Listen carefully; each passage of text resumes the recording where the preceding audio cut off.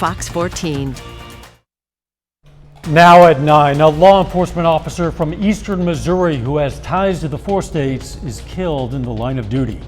Plus, the public pays their respects to fallen Joplin police officer Jake Reed, and how a new local nonprofit is helping support families with foster and adopted children. The 4 states' most watched news starts now. Thanks for joining us. I'm Dow Quick. The death of a law officer in eastern Missouri today feels too familiar. He was killed in the line of duty and has ties to the 4 states. Bonne Terre, Missouri police officer Lane Burns, killed today, was born in Carthage, where he attended school through high school. Some of his family still lives in the Carthage area. Authorities say Burns and a gunman died following a shootout at a motel in Bonne Terre, Missouri that left another officer wounded. Investigators say Burns and fellow officer Garrett Worley were sent to a reported disturbance at a Motel 6 in Bonne Terre a little after 12:30 this morning. Police say a man came out and fired at the officers with a handgun, and both officers were shot. The officers returned fire, killing the man, later identified as 21-year-old James Emery of St. Louis. Officer Burns later died at a hospital. Officer Worley was flown to a St. Louis trauma center with a gunshot wound to the leg. Bonne Terre, like the 4 states area, is heartbroken. This is a small community, a smaller community, a smaller police department, so this really hits hard for those folks here. It's going to be a tough go the next few days, next few weeks as they deal with the aftermath of this in their community. Officer Burns was 31 years old and leaves 2 children. His fiancée, Shannon Chastain, says she was listening to police scanners and heard the call that the officers were down. The public today paid respects to fallen Joplin police officer Jake Reed, who was killed in last week's Joplin shooting. Visitation took place at the Leggett and Platt Center at MSSU this evening. The funeral for Officer Reed will take place tomorrow. It will also be at the Leggett and Platt Center.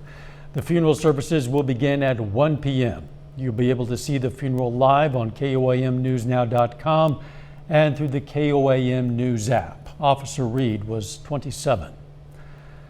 A temporary memorial to the fallen Joplin officers Reed and Ben Cooper that's on display in the JPD lobby will close to the public at 5 tomorrow afternoon. The makeshift memorial began spontaneously when people started putting flowers and mementos on a patrol car outside the department. Police moved that memorial inside before last week's snowstorms. A Joplin organization is creating a fund to support the children of area first responders who are killed or injured in the line of duty. The Joplin Regional Community Foundation today established the Answering the Call Fund. The fund will provide money for education and other expenses to families of first responders in Jasper and Newton counties. But if you had an officer whose child, for example, didn't have any special needs but needed some help with education above and beyond the benefits that were already there. Or maybe he had a mother who has survived. And you're like, well, the mom he was helping out with, and so can we help with that? So it's really designed to be flexible for whatever the particular need is. The Joplin Regional Community Foundation is accepting donations for the fund on its website. It's been a hard week for the 4 states, with many people still trying to process the loss of our Joplin officers. A licensed clinical social worker with Hope Spring in Joplin is encouraging first responders to take advantage of mental health services like counseling. Our local expert says it's not a bad idea for the general public either. The loss and shock of an event like this can take away people's sense of security, especially children and teens. Therapy can help, and it doesn't have to last forever. It's not uncommon for someone to experience something like this, and you see them for 1 session, maybe 2, because they've gotten what they need from it. And each person's needs are individual. Collings advises taking a break from social media and troubling news headlines, suggesting a walk or spending time with your family instead. If you or someone you know needs to talk, you can find links to mental health resources in this article on our website. It's KOAMNewsNow.com. Some storms moving into the area. Let's check in with Doug Heddy. Yeah, we have some scattered showers and thunderstorms which have been picking up. over the past couple hours across the region after a beautiful day. A little breezy, but 79 for a high. We started at 51 during the morning hours. But look at the showers, look at the thunderstorms, which are increasing across the region. None of these are strong, but as we get a little bit farther back toward the southwest, we are seeing a little bit heavier band, which is going to work in later on tonight. But as of right now, we have this line, which is kind of working through southeastern Kansas and then into southwestern Missouri, but a stronger band, which is going to roll in a few hours. So we're going to break down what's going to happen tonight here in just a bit. See you then. A fire in Joplin this evening put one person in the hospital. Fire broke out in this storage building at 14th and Virginia around 4:30 in the area of some unused old railroad tracks. Fire department says some individuals said they were doing some work inside the building when supplies caught fire. One person was taken to the hospital. No word on that person's condition. Missouri State Highway Patrol is investigating a death in Vernon County. Yesterday, the Vernon County Sheriff's Office received a report of a body found in a field southeast of Nevada.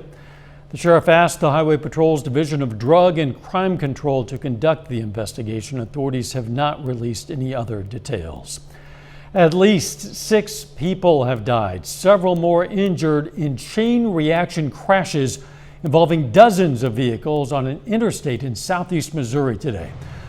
Collisions began around 8 this morning on Interstate 57 as thick fog enveloped the Charleston area, about 150 miles south of St. Louis. The coroner says a mobile morgue has been established at a funeral home in Charleston. The Missouri State Highway Patrol says about 50 vehicles were involved, including several semi-trailer trucks. Officials said an approximately 25-mile stretch of the interstate remained closed well into this evening. Foster Adopt Connect opened their doors today in Joplin. They're a nonprofit organization that supports foster and adopted children and families through their 8 different programs. They provide clothes, diapers, wipes, shoes, household items, and more, all free of charge, and help support children and families through their many programs. This has been a great opportunity to work in my passion, something I hadn't had before, and so that's been really tremendous. The kids that are tucked in every night in this community are going to have access to more people on their team trying to do what's necessary to give them a positive outcome. That facility is at 1802 West 32nd Street. It relies on donations. For more information, click on the link on this story on KOAMnewsnow.com. Folks at the Joplin Library had a chance to learn about what it's like to work at a zoo.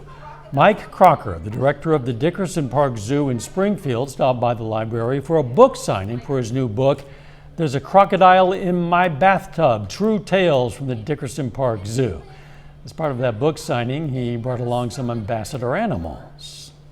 A couple of people have told me that have read the book that it was one of those kind of books that you just can't put it down. You start reading the stories and they're so interesting that they just don't want to quit. I think we've met. He also told some of his favorite stories about working at the zoo.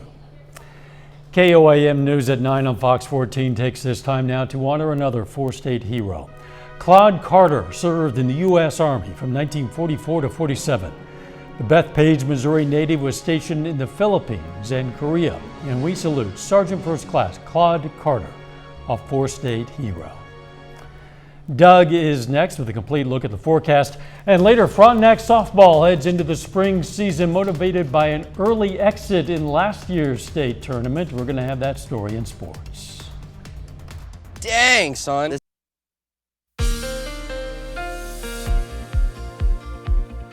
Well, it definitely turned out to be a nice day for us today. Temperatures pushing 80 during the afternoon, so well above where we should be for this time of the year. But we do have a storm system which is rolling in some scattered showers and thunderstorms. Pretty big system covering a lot of real estate out there, which you can definitely see, and some severe weather down through central parts of Oklahoma. Let's go ahead and zoom in. Here's our first little batch, which is lifting from south to north and a little bit toward the northeast over the past couple hours. And we do have some embedded thunderstorms within this line, but we aren't seeing anything too strong or severe, which is good news. A little heavier batch, Yates Center, Iola, Chanute, Humboldt, and then you can track this line a little bit farther southeast, Erie, Parsons, McCune, Girard, Pittsburgh, and then through Cherokee County. pretty good little batch of showers with a few embedded thunderstorms, which is going to work into the Joplin region as well. Seneca, Monette, some light showers, and then it picks up a little bit once you get down toward Cassville, Eagle Rock, and Table Rock Lake. But all the severe weather to stay back out across Oklahoma. So here's Oklahoma City to Tulsa. This is a little more intense band that is going to work in here in the next 2 or 3 hours. I don't expect anything severe here, but we may get a few stronger thunderstorms, so a little loud out there for us tonight, but I'm not concerned about these by any means. Also, a cold front working in. You can see the wind shift line in our northwestern counties, and look how the winds really pick up on the backside of the front. So it is going to be windy as well. 7th range line, we're looking west. Some scattered showers, south winds at 7. I don't know where all my data went, but it's south winds at 7 as this storm system is working in. And really what's going on here are upper level lows right across western Oklahoma. Any severe weather as this moves in, it's going to move right on top of us. Likes to mainly stay southeast of the area of low pressure. And because it's going to track right on top of us, we're not going to get much in the way of severe weather, which I'm sure most of you are okay with. That's staying down through Oklahoma. Look at the snow back across central and western Kansas. Blizzard conditions with winds pushing 40, and some areas are going to pick up 3 to 6 inches of snow. All right, so here's that bigger band that's going to roll in here in about 2 to 3 hours. Again, some stronger storms, nothing severe, then periods of showers and thunderstorms the rest of the night. As we work into the morning hours, we get on the backside of this system, we have on and off showers throughout the day, but temperatures, they take kind of a dip as we go through the day. We'll start the day near 50, but we drop into the 40s by the time we head into the afternoon. Good news, we clear out and we actually see pretty good conditions by the time the weekend rolls around.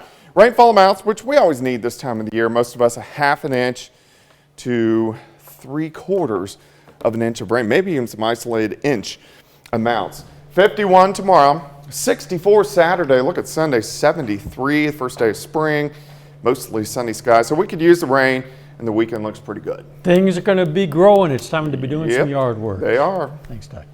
Coming up, accusations of war crimes. Russian forces continue their attacks as they slowly move toward the Ukrainian capital city. I'm Lauren Blanchard in Poland. I'll have the latest coming up. Lawmakers are working to suspend normal trade relations with Russia in response to the Kremlin's invasion of Ukraine. The U.S. House passed a bill to suspend trade relations with Russia and Belarus. The legislation now heads to the Senate, where Majority Leader Chuck Schumer says he'll work to get it quickly passed. Russia currently has the most favored nation status when it comes to trade, meaning lower tariffs and fewer barriers. Congressional approval is required to change that. The Russian onslaught of Ukraine continues as U.S. officials are now accusing the Kremlin of committing war crimes in that nation. Reporter Lauren Blanchard is in Poland with details. Ukrainian defense forces continue to work to fend off Russian troops attempting to encircle and cut off the capital, Kiev. On Thursday, a downed Russian rocket sparked an apartment fire in the city, killing 1 person and injuring 3 others. The hopes for a ceasefire have increased in recent days, with small progress being reported by both sides during peace talks, now into the 4th week of the war. It would be nice if there would be a path forward that would allow Ukraine to maintain its sovereignty, for the Russians to go home, to quit invading, and to quit killing innocent women and children. President Biden signed hundreds of millions of dollars in military aid for Ukraine for equipment including body armor, anti-craft systems, drones, guns, and ammunition. Ukraine's President Volodymyr Zelensky again is asking NATO to establish a no-fly zone over Ukraine. But Defense Secretary Lloyd Austin, during a meeting with his Slovakian counterpart, said there are no plans to do so. There's no easy or simple a way to do this. There's no such thing as a no-fly zone light. A no-fly zone means that you're in a conflict with Russia. Meanwhile, news satellite images show the devastating impact of a Russian bombing at a theater in the destroyed city of Mariupol. Officials have confirmed hundreds of people were sheltering inside when Russia attacked. President Biden and now Secretary of State Antony Blinken both say they believe President Putin has committed war crimes. In Poland, Lauren Blanchard, Fox News. Still ahead, scientists watching another subvariant. The White House wants more money for COVID response as a new subvariant spreads quickly around the world. I'm Christina Coleman in Los Angeles. I've got the details coming up. Scientists at the University of Cambridge are sounding the alarm about long-term cognitive issues associated with COVID-19. An online study of 181 long COVID patients over 18 months revealed more than 2/3 still experience difficulty concentrating, brain fog, or forgetfulness, conditions which can significantly affect daily life. An international team of researchers examined studies involving mothers infected with COVID-19 during pregnancy, found less than 2% passed that virus on to their babies. Babies were more likely to test positive if their mothers had severe COVID-19 infection. The stealth COVID subvariant BA.2 is now prompting fears of another worldwide surge. Reporter Christina Coleman has more. It's called BA.2, a subvariant of the Omicron strain, and it's spreading quickly around the world. China, Hong Kong, Japan, and South Korea all seen a big surge in cases, resulting in new lockdowns. And in Western Europe, at least a dozen countries now reporting a spike just days after lifting COVID restrictions. It's more pleasant to not wear a mask, to be able to see people's faces. It feels good, and it's a pleasure. Public health officials in the U.S. are increasingly sounding the alarm, warning it will be difficult to avoid a surge here without new mitigation efforts. But there's little support for that among some mayors and governors who have made lifting mandates a top priority, a move applauded by some doctors who say it's time to get back to normal. The mandates make no sense whatsoever. Let's live with this already. Stop the mandates, stop the fear, stop ignoring natural immunity. We're now averaging just over 30,000 cases a day in the U.S. But even as the numbers keep falling, the Biden administration is working to maintain its COVID response, including releasing almost $400 million from the Emergency Rental Assistance Program to high-rent states like New York and California. Though the White House warns those programs will run out of money soon if Congress doesn't act. We have been working around the clock over the last few days, behind the scenes and publicly, to convey very clearly what the impacts will be. House Speaker Nancy Pelosi says she's hoping to hold a vote on a new COVID funding package by September. In Los Angeles, Christina Coleman, Fox News. Up next, scientists discover a new species of prehistoric cat. We're going to break down what they've learned. A newly discovered species of a prehistoric cat-like predator has been unearthed in Southern California.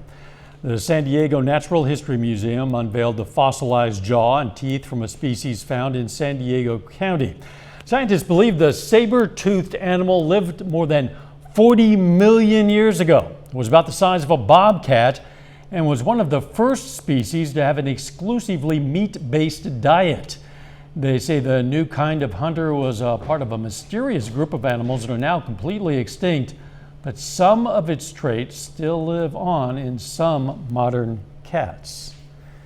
Think about that the next time your pet cat looks at you kind of funny. 30 more minutes of news, weather, and sports coming your way. The Joplin Public Library is giving people a chance to create their own 3D design and then print it. Plus, we're going to hear about the different ways some four-staters put together their brackets for this year's March Madness. Work time. The Joplin Public Library opened a new space, giving people the chance to bring their designs to life. The Makerspace allows people to use a software called Tinkercad to create 3D designs. Then they can take those designs and make them a reality with a 3D printer. The space also includes a laser cutter to etch or engrave materials, as well as audio and video equipment. We also work with people to just show them the basics, and then they can take it as far as they'd like to go.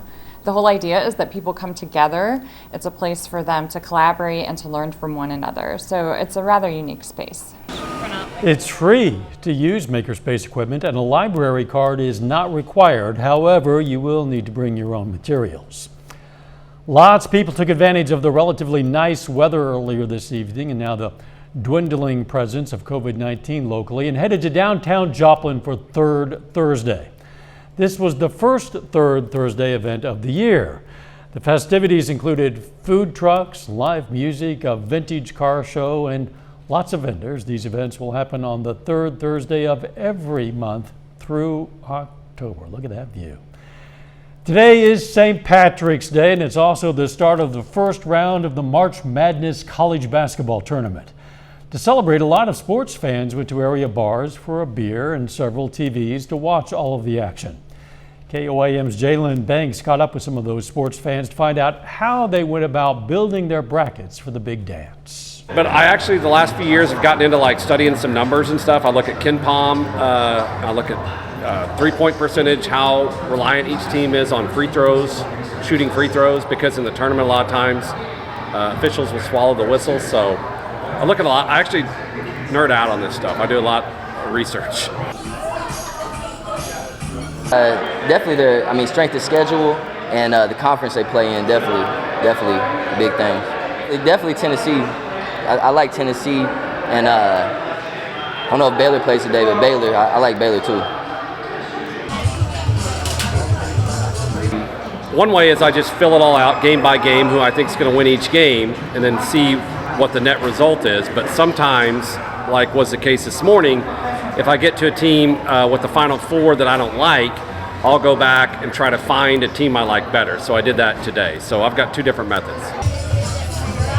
I wonder how many had Kentucky go into the Final Four. An estimated 60 to 100 million brackets are filled out every year for March Madness. Amazon has closed a deal to buy legendary movie studio MGM for $8.5 billion. MGM is home to 17,000 television shows and more than 4,000 films, including the James Bond franchise. The Federal Trade Commission did not challenge the deal. The European Union's Antitrust Commission has also approved it. Travelers could soon see higher airfare tickets as oil costs continue to climb. Meanwhile, on Capitol Hill, lawmakers are at odds over who to blame for high prices at the pump. Reporter Anna Aliopoulos has more. Oil prices once again putting pressure on inflation. The cost per barrel jumping back above $100 on Thursday. When you couple the rise in oil and oil-related products and other commodity inflation, I think we have an inflation bomb. Oil costs are lower than the $130 high they hit this month, but Americans continue to see high prices at the pump. Democrats are calling on the oil industry to boost production and asking big oil CEOs to testify about their business practices. But the average price of a gallon is still stuck at nearly $4.30. If anyone thinks this is fair, efficient, or sensible, they're probably an oil executive. But Republicans say the blame lies with the Biden administration's energy policies.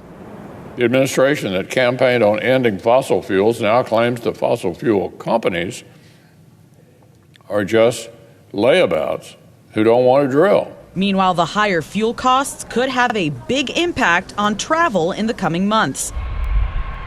Southwest and United Airlines are moving to slash flights from their spring schedule, citing fuel prices and pandemic-related labor shortages. Carriers including Delta also plan to increase ticket prices to offset costs. Economists say for airlines, it's a guessing game. What are fuel prices going to be in the spring? What is labor supply going to be? Rideshare companies such as Lyft and Uber also plan to offset costs with a temporary surcharge added to rides. Anna Eliopoulos, Fox News. Some airline pilots are suing the CDC over the federal mask mandate. Pilots from JetBlue, American, and Southwest Airlines are accusing the government of issuing the order without seeking feedback, calling it illegal and unconstitutional. While mask mandates have been lifted across the country, they still apply on transportation. The group of pilots is asking a court to vacate the order. A bit later, a bad sign for allergy sufferers. The start of spring spells trouble for millions of Americans suffering from allergies. I'm Marianne Rafferty with more on why scientists say the pollen count will only keep getting worse. Coming up. With 4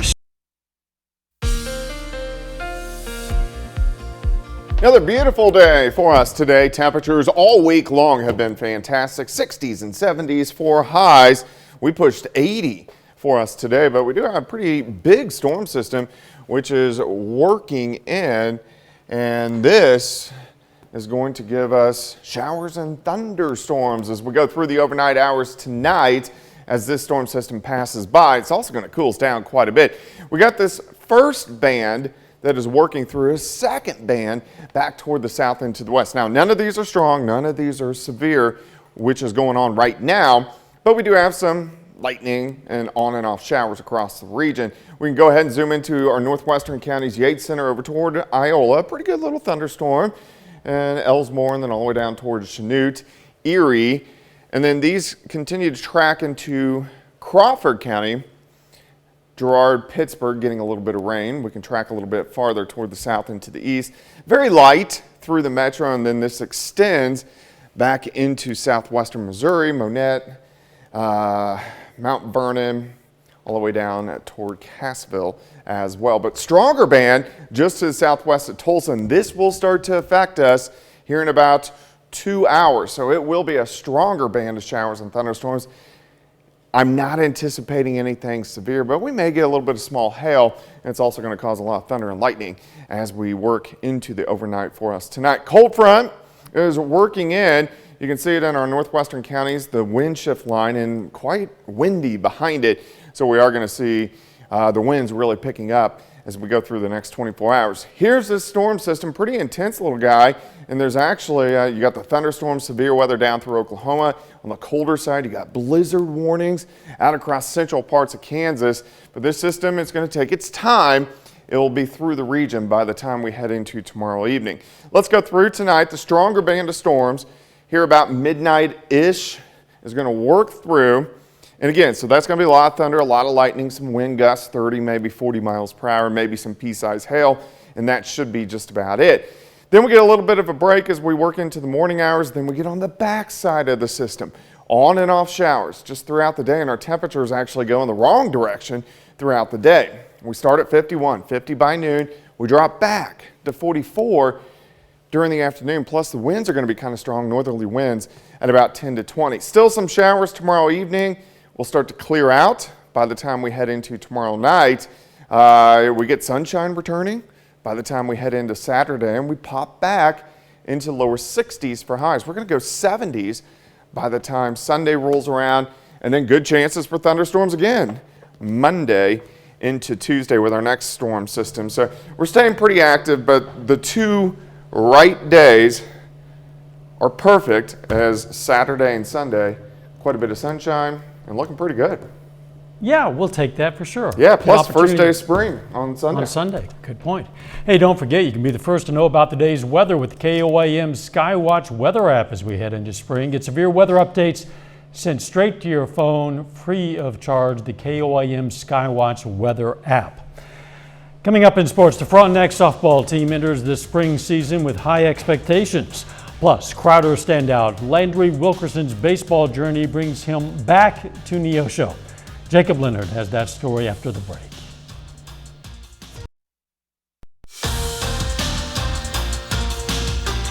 Well, the Frontenac Raiders are in their first week of softball practice. And the Raiders are excited to get started and motivated after the way last season ended. Frontenac's loss to Silver Lake in the first round of last year's 3A state tournament still stings. It's come up several times in our conversation, and we all remember the great season we had, but how you finish is something you remember. It burns. It's just not the way we wanted to end, obviously. Just thinking about how it ended, it was kind of sad, but I think we'll make a good comeback this year. Coming back, I think that's kind of fuel for us to get where we need to be. I'm hoping, we remember those feelings and use that to motivate us to get to where we want to be in May. Frontenac loses just one starter from last year's team.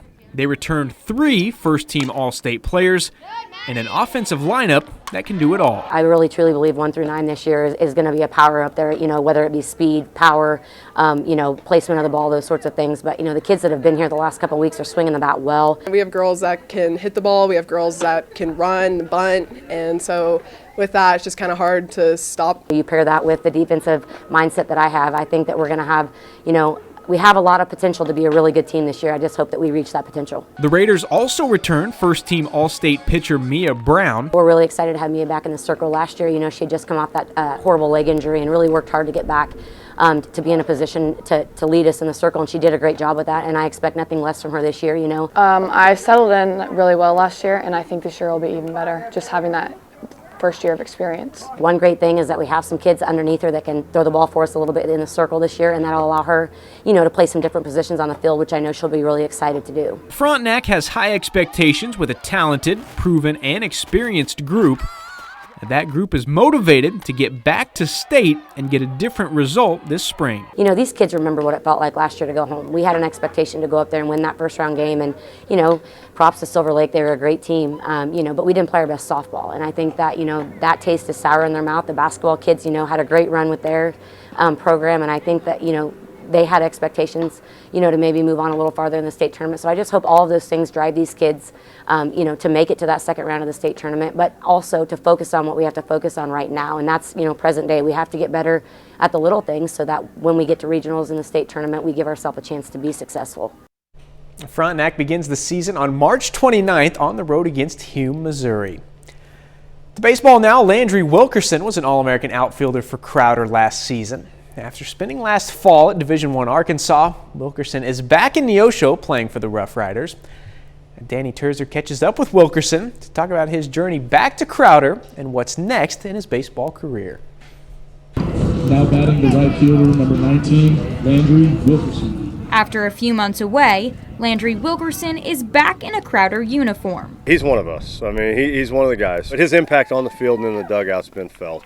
Wilkerson spent the fall as part of the Arkansas baseball program before transferring back to Crowder for his final year of JUCO eligibility. I'm very grateful to go. It was a good experience, but I got there and I didn't know who all was going to be there. I didn't know how many outfielders they were going to have, but there was a lot of outfielders, and I just wanted to play baseball, and so I came back here.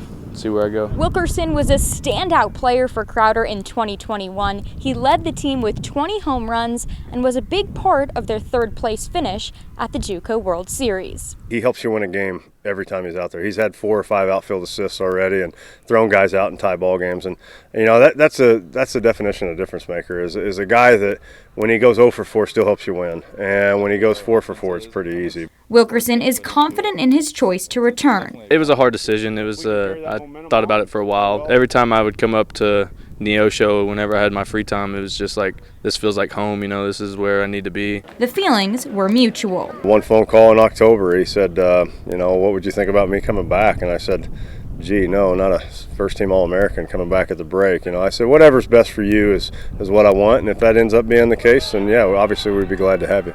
Wilkerson is eager to get another shot at bringing a national title to Crowder. It was heartbreaking last year just getting to finish third, and I wanted to come back and win baseball games and help us go win a national championship, and it's pretty much my biggest goal right now. In Neosho, Danny Terzer, KOAM Sports. Wilkerson has played all 25 games for Crowder so far this spring. He has 4 home runs, 7 doubles, and is second on the team with 24 RBIs. And that's a look at sports. We're back with more news after this. Increasing taxes on tobacco products may help improve health outcomes for some of the most vulnerable. That's according to researchers in the UK who found taxing cigarettes at least 75% could have drastically reduced neonatal and infant deaths worldwide between 2008 and 2018. Sunday marks the first official day of spring, as Doug pointed out, and with the warmer weather comes allergies. But as Marianne Rafferty reports, millions of Americans have already been suffering seasonal allergy symptoms before spring has even sprung. The first official day of spring is right around the corner, and so are the allergies. Congestion, postnasal drip, watery eyes. Just sneezing and sneezing all day. But thanks to climate change, the warming planet is making our winters shorter, allowing trees, grass, and flowers to bloom earlier and grow for longer periods of time. On top of that, scientists say excess carbon dioxide generated from burning fossil fuels helps plants make even more pollen. pollen seasons are now starting about 20 days earlier, and there's about 20% more pollen in the air. It's bad news for allergy sufferers, but it's just the tip of the melting iceberg. Climatologists at the University of Michigan say allergy season will only keep getting worse. Using pollen samples from 15 different plants and computer simulation to calculate that by the year 2100, pollen levels are expected to triple. Take my Benadryl. And if you're one of the countless Americans turning to allergy meds for some relief, doctors have some recommendations. We know that the intranasal steroid sprays, which many allergic sufferers are on, make a big difference if they're started 2 or 3 weeks before the seasonal allergy season. Meanwhile, even though fresh air is nice, allergy specialists say limit how much you open your doors and windows. With the windows closed and the air conditioning on, you can cut down on the pollen count by 90% or more. Allergy season is now expected to start as early as Valentine's Day each year for portions of the country, with the Southeast and Pacific Northwest getting hit the hardest. Marianne Rafferty, Fox News. Coming up, going to check out the new movies heading to theaters and streaming services this week. From a haunting horror movie in theaters to a family comedy streaming at home, we have a look at this week's new releases with Fox's Ashley Dvorkin. What's in the suitcase? New in theaters is the haunting film Oma, led by Sandra Oh, about a beekeeper whose quiet life on a farm takes a disturbing turn when the remains of her estranged mother arrive from Korea. Please, sister, I don't want any trouble. The thriller The Outfit stars Mark Rylance as an expert tailor caught between groups of mobsters, stitching together a plan to survive. We have to go. Alice stars Keke Palmer and Common in a story based on true events about an enslaved woman who escapes a 19th century plantation to find she's in 1973. And after meeting a political activist, she confronts the lies of her past. We turned our two families into one. On streaming, there's the Disney Plus family comedy reboot, Cheaper by the Dozen, with Gabrielle Union and Zach Braff. First Black Master. Very exciting. Prime Video adds the horror movie Master, with Regina Hall playing a professor who's the first black woman promoted to master of a residence hall at a New England university, where sinister secrets are revealed. Why are you the only man who wants to stay with me? On Hulu, Ben Affleck and Ana de Armas bring the twists of Deepwater, about a couple who make a dangerous deal. You owe a debt to a hell of a lot more people than just me. And over on Netflix, Windfall, starring Lily Collins, Jesse Plemons, and Jason Segel, is about a billionaire couple scheming a getaway from a man who broke into their house. You're not a killer. The streamer also has a new #1 movie, the time-traveling adventure, The Adam Project. In Hollywood, Ashley Dvorkin, Fox News. And that's our time for tonight. Thanks for joining us. We're going to leave you with video of animals at the Brookfield Zoo getting some St. Patrick's Day treats. Let's make it a great tomorrow.